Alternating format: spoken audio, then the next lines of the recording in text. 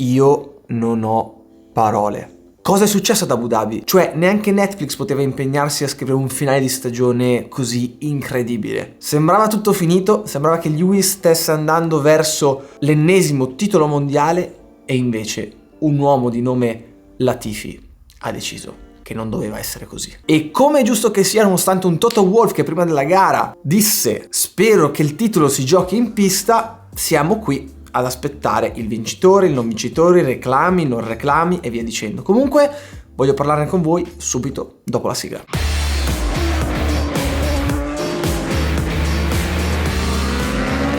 Allora, non voglio farvi la mega spiegazione tecnica del regolamento del 3.2 eccetera, voglio parlare con voi molto da bar sport, perché ormai il banco è saltato, i regolamenti non si guardano neanche più, è tutto un discorso psicologico e al primo posto di questo gran casino abbiamo ovviamente il celeberrimo Masi e tutta la direzione gara. Perché in questi ultimi due appuntamenti, se non hanno fatto casino loro, non si sa veramente chi lo può aver fatto. Il primo errore dal mio punto di vista è stato quello a inizio gara di minacciare i due contendenti dicendo se farete qualcosa vi toglieremo punti anche dalla classifica.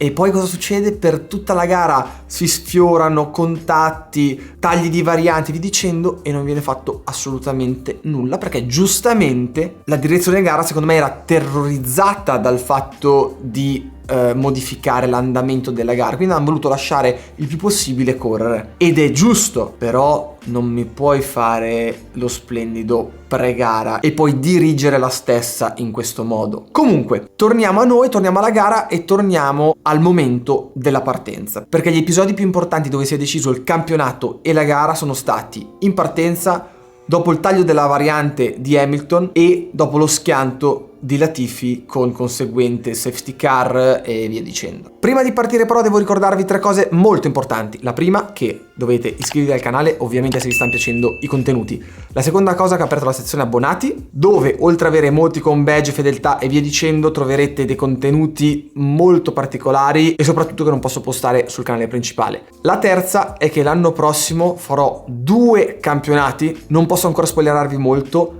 ma ci saranno le 4 e le 2 ruote. Quindi se siete un'azienda e siete interessati a promuovere il vostro marchio e a creare un po' di brand awareness e soprattutto se siete appassionati e volete salire in sella o in macchina nella stagione 2022, scrivete alla mail che vi lascio qui sotto. Quindi Max arriva sulla linea di partenza e in quest'anno abbiamo visto quanto tempo ci mettono gli ultimi a sistemarsi per partire. Cosa molto curiosa, va a inserire la marcia molto prima dell'accensione del semaforo rosso. Questo probabilmente ha portato a un surriscaldamento della frizione e conseguente fatica nella partenza. Difatti vediamo che col compound più duro Hamilton prende parte, ciao grazie arrivederci, e addirittura prende qualche metro. Max sa benissimo che con le gomme più morbide o gli si mette davanti nelle successive 5 curve oppure il mondiale è andato dopo pochissimi minuti. Quindi fanno il rampino, si attacca dietro in scia e fa una staccata allucinante buttandosi dentro con il cosiddetto dive, dove praticamente occupa tutta la pista da lato a lato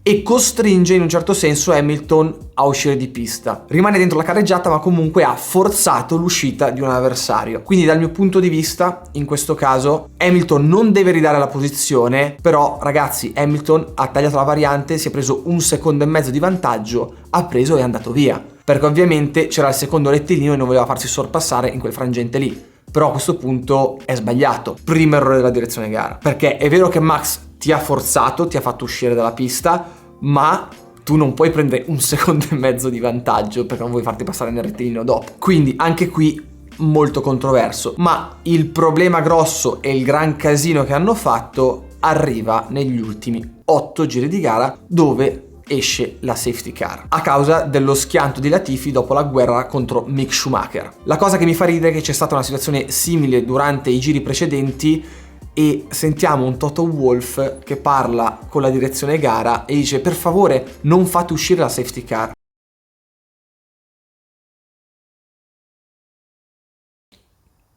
Io sinceramente a memoria non mi ricordo un team principal che può permettersi di dire cosa fare o cosa non fare a chi è arbitro super partes all'interno di una competizione del genere. Mi unisco al buon Matteo Bobbi quando nell'ultima gara diceva che sembrava il mercato del pesce di Abbiategrasso. Ormai vale tutto. Ma proprio negli ultimi 4 giri la direzione gara o commissione gara, chiamatela come volete, crea il casino più totale. Decide di far uscire una safety car. Giustamente Verstappen rientra in box per cambiare le gomme e mettere il compound più morbido possibile per giocarsi tutte le carte possibili. A quel punto, da regolamento scritto, è chiarissimo, non ci sono interpretazioni, dice che tutte le auto devono sdoppiarsi, quindi sorpassare la safety car e riaccodarsi. E quando questo procedimento è portato a termine, al giro successivo la safety car può rientrare. Se tutto questo fosse stato fatto, la gara sarebbe finita in regime di safety car. A questo punto, o per le pressioni di Liberty Media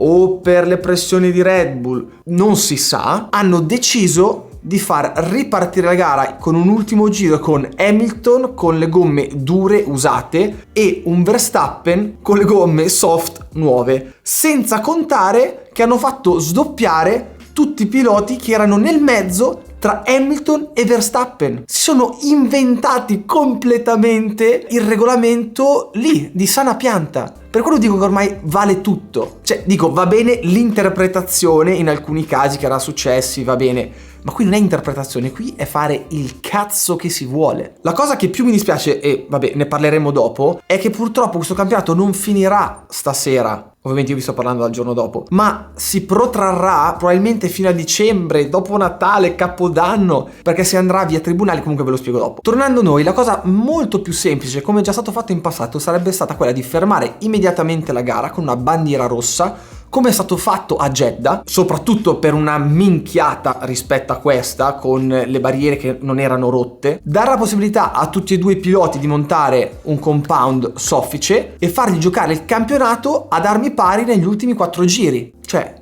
mi sembrava abbastanza semplice. Se la direzione gara poteva fare una minchiata, sono stati perfetti. E secondo me il buon Masi, con tutto il bene che gli posso volere, per tutte le dinamiche che ha creato quest'anno, l'anno prossimo non lo vedremo più nella sala dei bottoni perché non è all'altezza. Detto spassionatamente, secondo me, fatemi sapere anche voi cosa ne pensate. Quindi riparte la gara, Verstappen che come vantaggio tecnico aveva una cosa come 2 secondi / 3 secondi al giro, compound duro usato contro morbido nuovo. Per Hamilton poteva contare sulla macchina che va veramente fortissimo, difatti per metà rettilineo nel punti veloci ha resistito, però appena sono entrati nel pezzo guidato, ciao, grazie, arrivederci. E quindi si chiude così questo incredibile campionato con Verstappen campione. Perché vi dicevo prima che è brutto così? Perché in questi casi dove il regolamento viene stravolto, dà possibilità alla squadra avversaria di appellarsi a qualsiasi tipo di cosa. Quindi a oggi non abbiamo ancora la sicurezza di un campione del mondo, perché per adesso i reclami sono stati respinti. Quindi andremo alla commissione FIA, dove saranno riesaminati e analizzati. Se anche lì verranno rigettati, si andrà al TAS di Losanna. Ma capite che è una roba ridicola. E tutto questo per colpa di una commissione direzione gara non all'altezza di un campionato mondiale Formula 1, dal mio modestissimo punto di vista. Bene, il video è finito, spero di essere stato abbastanza chiaro, mi sono molto dilungato, ma volevo essere il più spiccio possibile. Se vogliamo ancora di più condensare il perché